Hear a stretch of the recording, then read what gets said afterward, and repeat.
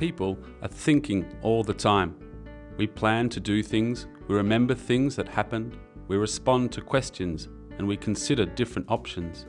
We might call this simple thinking or fast thinking, but there are different ways of thinking, and another way is slow thinking or critical thinking. But what's the difference? Well, think about the last time you made a big, important purchase. Maybe when you bought a car or a large, expensive piece of technology, or even a house or place to live.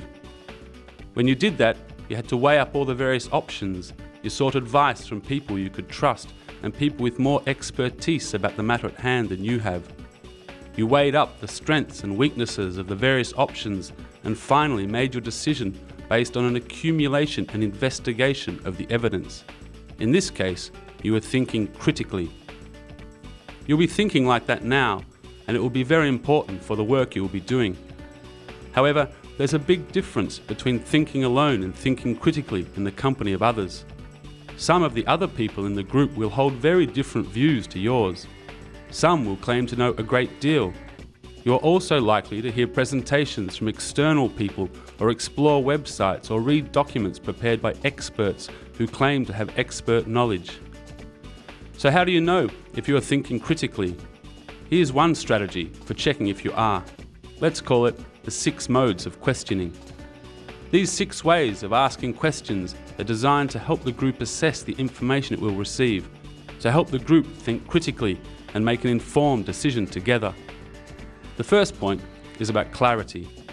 If a statement is vague or fuzzy, you can't tell if it's accurate or relevant.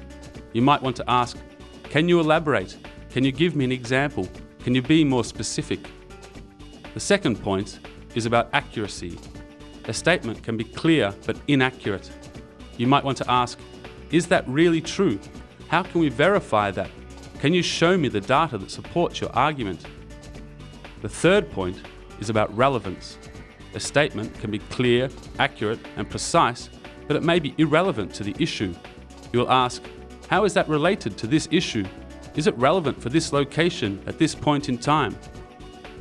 The fourth point is about depth.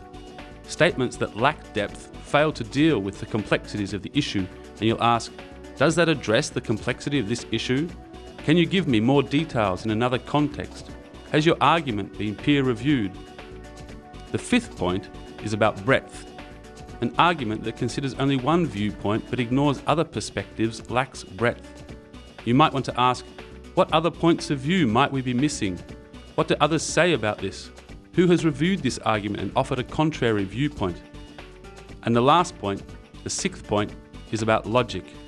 If a combination of thoughts is mutually supporting and makes sense and the thinking is logical, you might want to ask, how is it possible to be both X and Y? Do those two statements contradict each other? You've said A, but also B, but both do not seem possible. So that's a very quick summary of what critical thinking is, and we hope you find it useful for your joint decision making today.